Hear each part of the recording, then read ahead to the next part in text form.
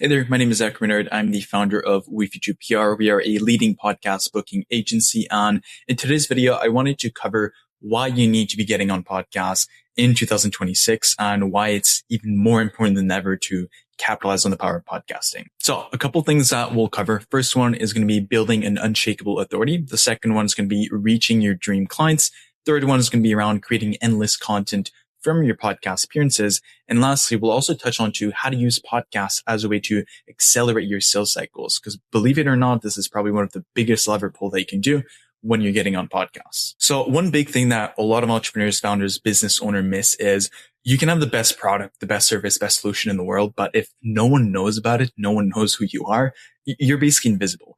And especially in this year, it's going to be even busier than ever. Social media algorithms are like they're working against you. Email open rates are dropping. Paid ads are even getting more expensive every single day. I should know as we are running some, but podcasts are like somewhat of a secret weapon that can help you cut through that noise and put you directly in front of the people that actually want to hear from you. So one of the big things that you can do with podcasts is you can actually repurpose your content into engaging clips that can be used as sales assets, marketing assets, and everything like that. So one of the things that we always like to do with clients is anytime we start working with someone, we want to better understand what kind of objections they're getting when they're on sales call, if there's any common questions that they're getting from potential clients. And we're able to tailor potential speaking point topics based on those specific things. And you want to take a similar approach. Whenever you're thinking about getting on podcasts, you want to think about, hey, like, what are my potential client, potential customers like worried about? Like, what are their objections? What are their questions? And you want to be able to speak to these topics. So when you go on the podcast, you're able to then repurpose those specific moments into clips that essentially address the objections that you're getting. And because you're doing so on a podcast, you're coming from a position of authority by being on a podcast, an expert speaking on these topics.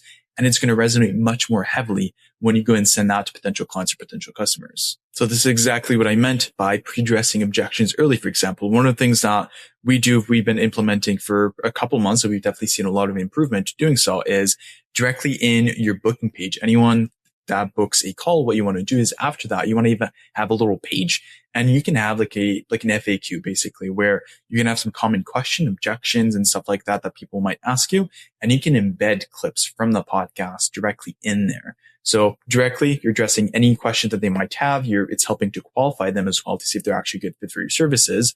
But also, it's coming from a position of authority. You're in a podcast. You're addressing, you're speaking to these things that you're obviously an expert here. Another thing, it reinforces value post-call. So for example, if you get on a call with someone, obviously they have an objection, they're not too sure, they need to go think about it, they need to obviously consult maybe their partner, team members, like they need to verify something first before being able to move forward. You're able to then use these specific clips from the podcast and you can send that to them directly. Saying like, hey, you mentioned that you were not too sure about this. We've discovered that this works really well. And that here's actually a podcast clip that I was talking about on this podcast about this specific topic. I think this could be valuable to you. And instead of saying like a 45-minute podcast, you can send a very short clip. And then if they're interested in watching the entire podcast, it's going to make them even more warm and more likely to actually work with you. So again, I talked about this in the beginning, but you want to make sure that when you go about pitching, you go about going on podcasts, you obviously want to make it value driven, but this is where you can try to tailor some of the interview discussion and conversation that you have to intentionally cover some of the most critical questions or objection that your business, company, or client face. And then it basically creates a ready-made library of objection handling content, which can be very valuable for your sales team or yourself. And the big thing with podcasts, to give you an example, is would you be more likely to trust someone that you saw after a 60-second Instagram reel or someone that you listen to them speak for 30, 45, 60 minutes on a podcast on something that they're an expert on? It's kind of an obvious answer here. You obviously would trust someone more that you've listened to like 45, 60 minutes because you've heard them speak for so long. And you truly understand like, okay, this person actually knows what they're talking about, versus if I see an Instagram reel where it's someone saying like a bold claim, directly I'm going to be skeptical. I don't have any other information. I'm going to have to do more research. But if it comes from a podcast episode where that specific person is on a big podcast, like marketing podcast, business podcast, speaking on a topic they're an expert on, it adds validation right there. And directly it builds that authority much more easier here. And a good way I like to phrase this is when a podcast host invites you on their show, they're basically saying like, I trust this person, like you should too. It's basically an endorsement that money cannot buy. It's like borrowed credibility that instantly elevates your status from who are they to like, I need to know more. Plus, the long form format does let you showcase your expertise, tell your stories, and connect more on a human level. There's no like algorithm, character limit, really just you and like the message, to put it simply. And one good example of one of our clients, Cash, landed a $50,000 deal with 6 to 7 figure potential just after appearing on a few podcasts where a couple heard him on the podcast. They decided to do more research. They learned more about him. They liked him as a person, knew that he was an expert, and they ended up signing a deal. So people are always going to be doing research when they want to work with you, buy from you, etc. And as a lot of people know, you need to have, I think now it's probably around like 11 different touch points out there. And I believe it's around like 7 hours of content where people need to be able to consume before they make a buying decision.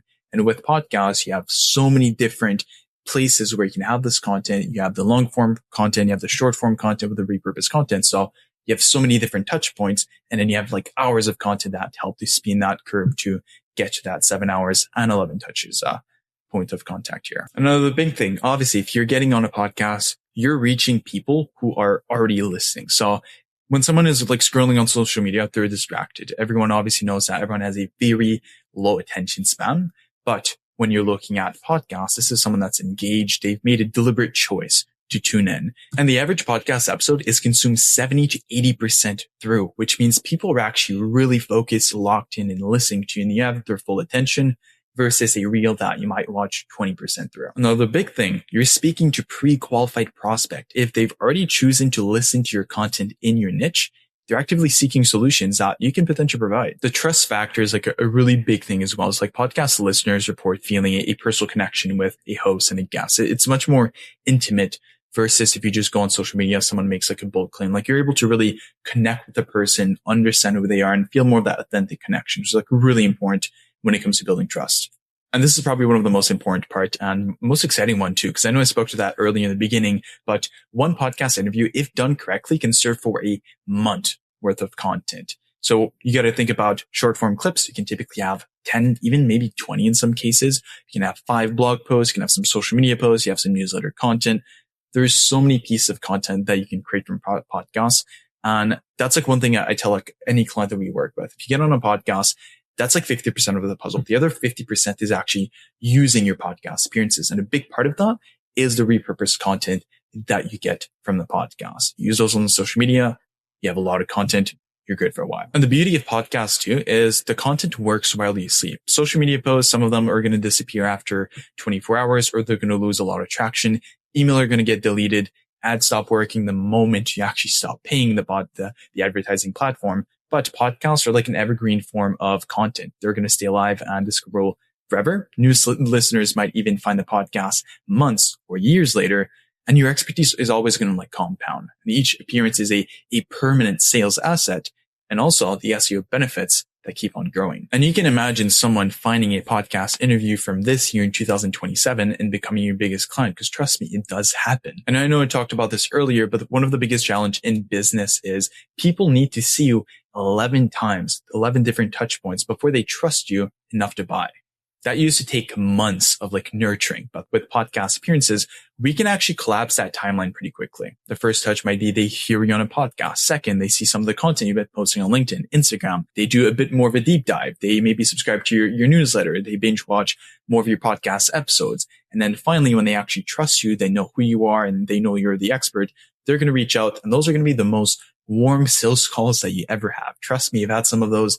It's amazing to work with these people because they really understand the value of what they do and they understand how you do it and why they should work with you. And the opportunity for 2026 is there's hundreds of thousands of podcasts actively looking for guests with unique perspective and their expertise to share. And there's even lower competition while everyone is fighting for attention on social media platforms. They're paying for ads. Podcasting remains pretty open and accessible.